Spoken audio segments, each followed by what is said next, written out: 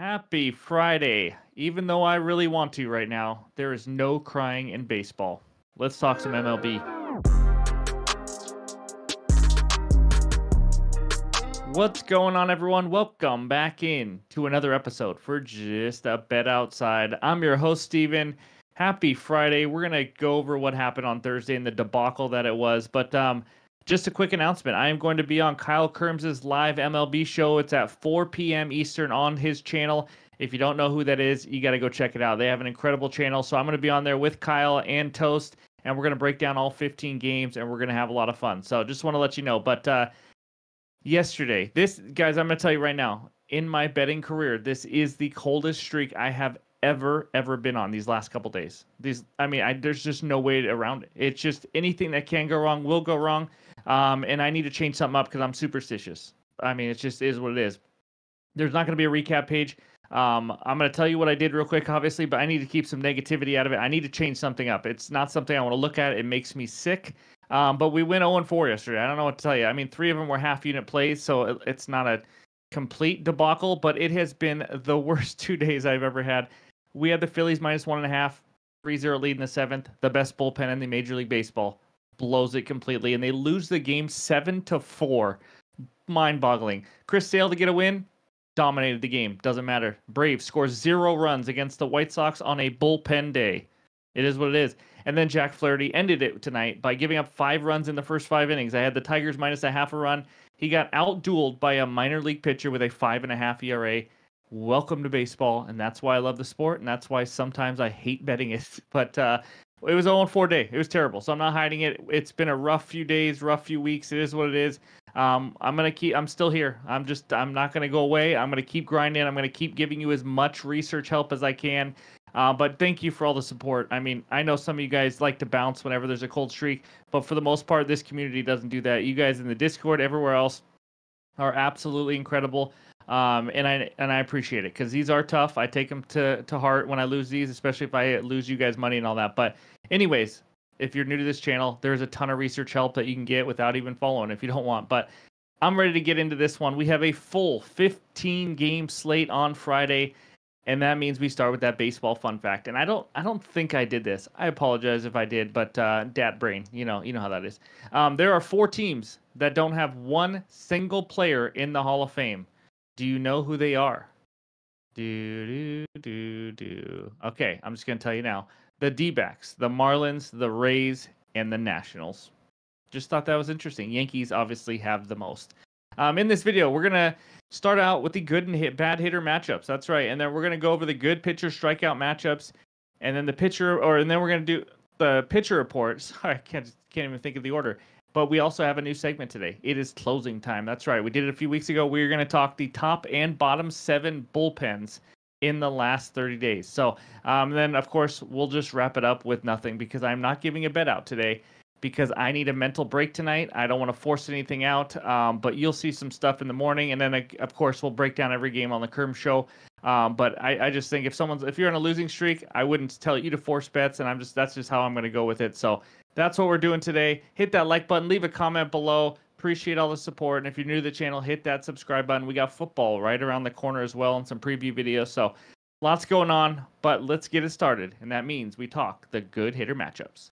All right, before we get into these 17 good hitter matchups, the baseball fun fact had an error. Ryan pointed it out. There's actually only 3 teams that don't have a Hall of Fame player because the D-backs do, and I don't know why I didn't think of it because it's Randy Johnson, the big unit. I remember being mad that he did not go in as a Seattle Mariner. But anyways, just want to point that out.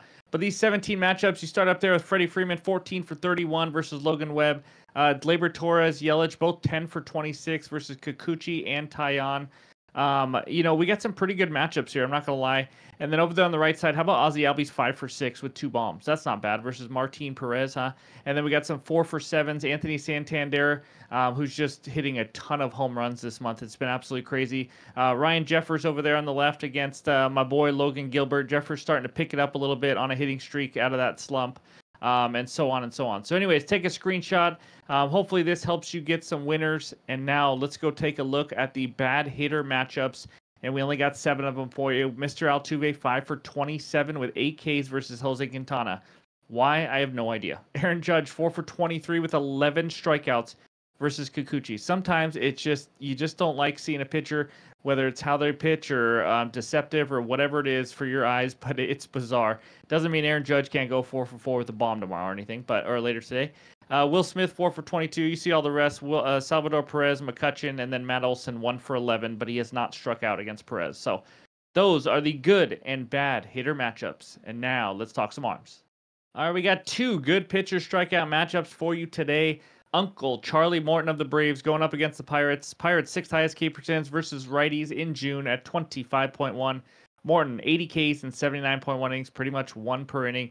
Similar home road splits, but he has been a little inconsistent with his Ks. But he has been good against the top 10 teams, as you can see right there. 8 versus the Rays, 6 versus the A's, 8 and 4 versus the Cubs in his last 4 good matchups. So now the next one, Bailey Uber driver for the Minnesota Twinkies at the Mariners. Again, insert name against the Mariners. Seattle's 2nd highest K percentage versus righties in June. Congratulations on not being first this time. 25.7%. Uber driver has 83 Ks and 82. So, I mean, today these aren't just guys that are absolutely dominating with like 100 Ks and 75 innings or anything. But these are the 2 best for the slate, at least with the matchup that they have. But just some notes. He already faced the Mariners, 7 Ks versus them last time earlier this year. But he does have a lower K rate on the road. He will be pitching in Seattle. He has a 23.2 compared to 28% at home. In his last 2 starts, they were both against Oakland, so take that for what it is. But he had 10 and 8 strikeouts, and Oakland's pretty similar to the Mariners. Doesn't mean it's going to be 10 or 8 Ks or anything. But in the 5 starts before that, he has between 2 and 5 Ks. So again, kind of all over the board. I know it's not the best pitcher strikeout matchups, but we don't have a lot of great pitchers on the slate today, and especially not guys that miss a lot of bats. So those are the best ones we got for today. And now it's closing time. Closing time. Dun, dun, dun, dun, dun, dun, dun. I don't know the rest of the words. But anyways, these are top and bottom 7 MLB bullpens in the last 30 days. We like to give you this every 30 days or so just to kind of help you out. I know we don't talk a ton about bullpens all the time. But Phillies, you wouldn't freaking know it, but a 1.89 ERA in the last 30 days.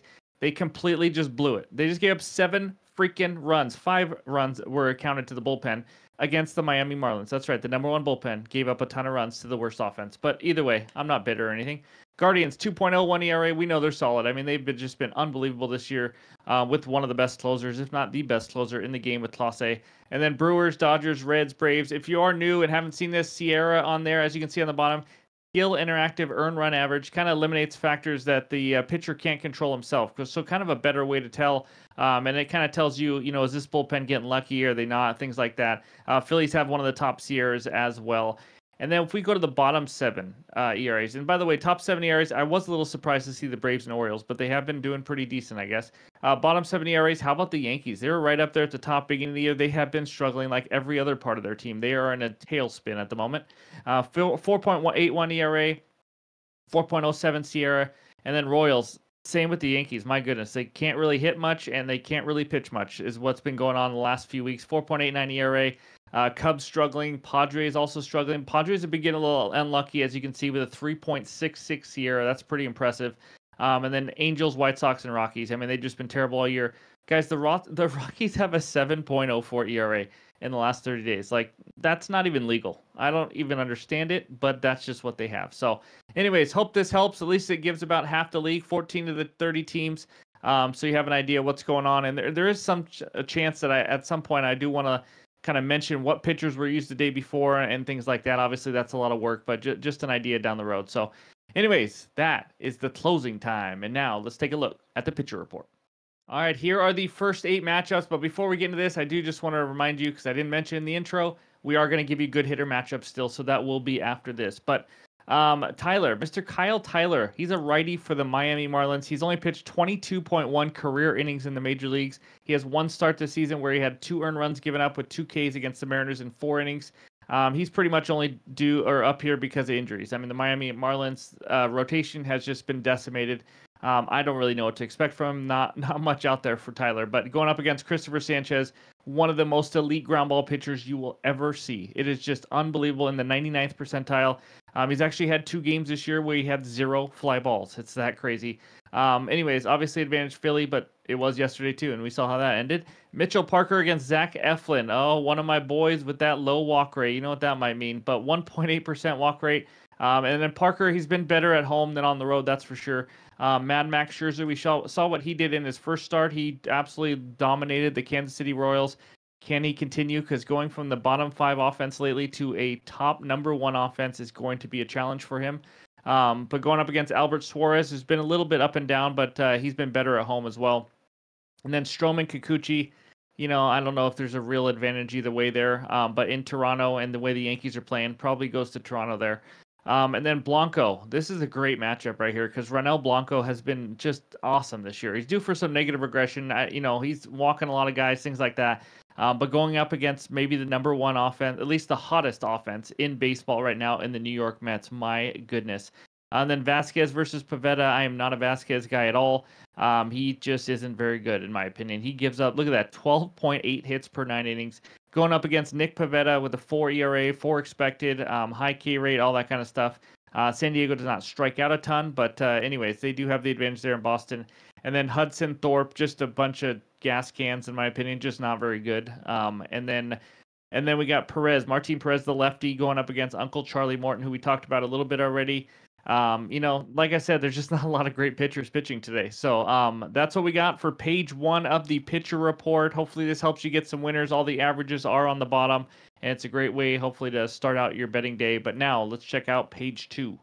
Here are the 7 matchups to end the day, and we got some more, let's just face it, blah pitchers. Average K rates, average ERAs, expected ERAs. Tristan McKenzie against Alec Marsh. 2 guys that, they could both get lit up, and they could both somehow have a good game. So that'll be interesting to see there. Colin Ria versus Jameson Taillon. Taillon's been better this year as the season went on, 2.9 ERA, but he's still not missing a lot of bats. He does have good command. And then Colin Ria has been one of the luckier pitchers in baseball. Let's face it. He just absolutely has. He is not that good. He will end with an ERA over 4. His expected is 5.63. I think I even saw a metric where he is one of the 5 luckiest pitchers in MLB right now. And then Frankie Montas versus Polenta. I know, Palante, whatever. But Frankie Montas, I faded him one time, and then he threw an absolute gem, almost a no-hitter. But I don't know. He's okay. He's nothing special to me. When he has his command really hitting his spots, he can be decent. Palante is someone who is definitely due for some positive regression, as you can see with that 5.23 ERA, 3.16 expected, but he is going to have to stop walking guys, that's for sure. Then JP Sears, who does not miss many bats either, against Ciccone. Cicone's not very good. They're both not very good. Let's just face it. You can see the numbers there. Then Kenta Maeda versus Zach Plesac. This is a terrible pitching matchup. This is just, I don't know how to even say it. It is 2 terrible pitchers versus 2 bad offenses. So, take that for what it is. I don't know what gives there, but and then we got Aubert versus Logan Gilbert, the man. Gilbert 2.71 ERA. Probably the best pitcher on this page right here. Decent K rate, really good low walk rate, and then Aubert's just been kind of okay. He can miss some bats. And then Knick-Knack Paddywhack down there for the Dodgers going up against Logan Webb, the veteran. It's an interesting matchup. Dodgers have seen Logan Webb quite a bit, so we'll see what gives there. Logan Webb is a little bit better in San Francisco as well. So that's page 2. Those are all the matchups for today. And now let's talk those hitter parlay ideas. All right, I got 7 good hitter parlay ideas for you, and it starts out with Mr. Brian Reynolds, 22-game hit streak, maybe 23, I don't remember now, but that's all I need to say. He's just unbelievable. Marcell Ozuna back home against the lefty. You guys know what that means. Hitting 327 off lefties, hitting 333 at home, facing Martin Perez, the lefty. He's a very hittable pitcher, and he struggled a little bit lately, going hitless in 4 of the 7 road games on that trip. But again, back home versus lefties, this is where you want to tail him. And then the lefty, Freddie Freeman, a ridiculous 14 for 31 off of Logan Webb, as you already saw. 1+ hit in 13 of his last 15 games, and he's hitting around 300 this year. We all know he's a good hitter. And then Vladdy. Holy smokes, Vladdy's on a roll right now. He is a good home run, total bases, and hits plus runs plus RBIs option today. 4 home runs in his last 6 games. He could hit a home run and just crush all of those lines. He has 2+ hits in 5 of his last 6. He is hitting 407 in the last 7 days, and he is now facing Marcus Stroman, 3 for 9 off of him. And Stroman, we know, does not miss many bats. This is just riding the hot hand here. Fifth one, Ellie De La Cruz of the Reds. I mean, the whole Reds lineup, my goodness. But he's hitting 419 the last 7 days. He's facing Polenta. Who's given up a 10.5 hits per 9 innings. He's you could go Jonathan Indy, like we mentioned yesterday. He's been on an absolute tear. Just a few different Reds have actually hit the ball well. Sixth one of my favorite ones today, Yandy Diaz. My goodness, 393 in the last 7 days, 303 off of lefties, and 303 at home. He is much better in those splits. Over 1.5 HRR line is not a bad option. He has done that now in 10 straight games. Just saying. Number 7, Christian Yelich, the lefty for the Brewers, 10 for 26 off Jameson Taillon, like you guys saw earlier, hitting 348 in the last 7 days. Absolutely crushes at home, 379 in Milwaukee compared to 279 on the road. So those are the 7 good hitter matchups. There's more out there. You could probably throw Jarren Duran in there too for the Red Sox. But anyways, there's 7 of them. And there's all the research help for you. I appreciate all the support. Like I said, I don't want to force a bet out tonight. I just need a little mental break, that's for sure. So I may or may not add some in the morning, but either way, be sure to check me out on the Kyle Kerm Show. It's going to be a lot of fun as we talk baseball. Go check out that channel. It's awesome. So hope everyone has a great Friday, a great weekend. I appreciate all the support, and we'll talk to you soon.